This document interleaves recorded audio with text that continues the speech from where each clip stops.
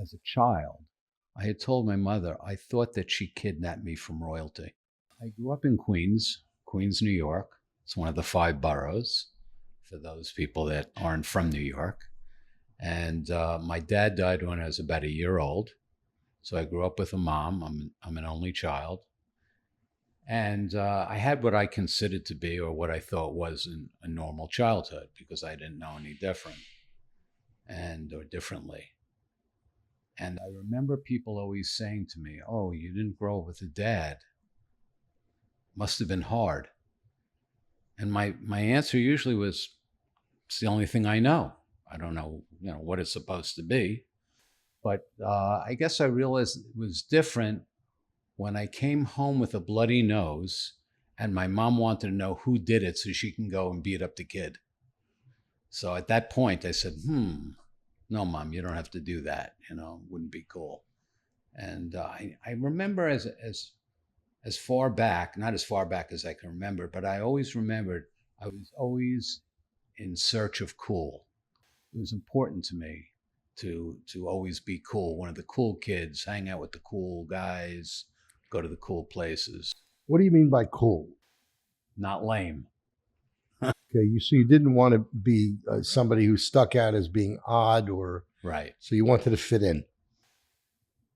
Yeah. Yeah. Sounds pretty normal. Yeah. Be a part of. Right. Didn't want to be the outcast. Didn't want to be the kid that people talked about, or that guy's weird.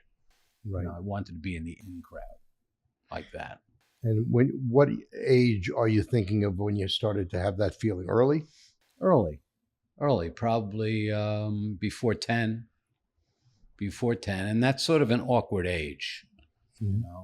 When I was about 12, I was very bright as a child, and I went to a school in the New York public school system, and some teachers, as well as the principal, who was the top position at that school and at that time,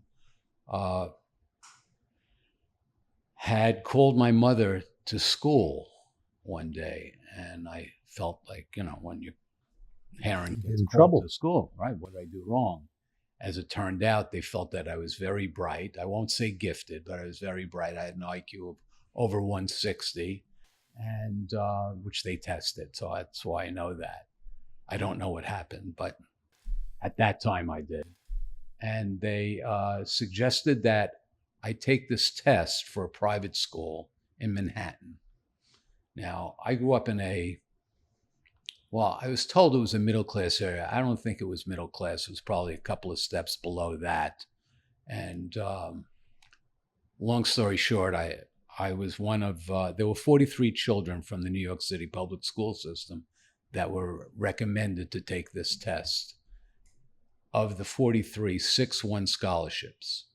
Of the 6, 3 won full scholarships. I was one of the 3 that won a full scholarship. So I guess I was pretty smart. And it was a prep school on 54th Street, right off 5th Avenue. So the people that went to the school at the time were, who goes to prep schools? People with means and very bright kids, or people that want to get into good colleges. So my new friends, my new circle of friends, lived at 2 5th Avenue in the Village.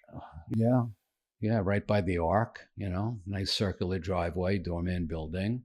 My other friend, Suzanne, lived in a 21-room apartment on Central Park West. These are the people that I'm now hanging out with. When we would go out for lunch, right on the corner at those times of 54th and 5th, you had Gucci, Prada, Fendi. I don't think anybody where I grew up even knew what those things were, or who they are, or were, or what it represented. And not that it really matters, but you were in a different environment where you kind of didn't fit in? Well, no.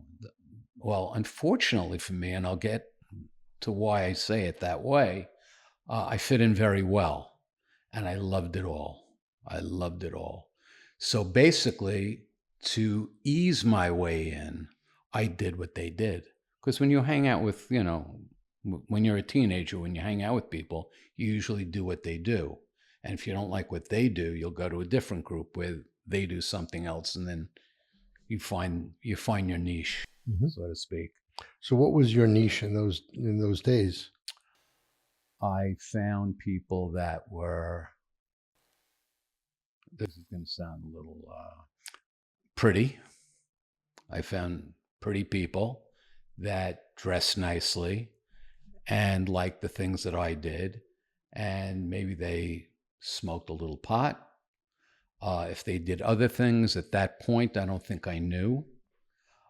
They maybe tried to find the easy way around things. They didn't study as hard as some of our other friends. But they were the cool people. They were the cool people.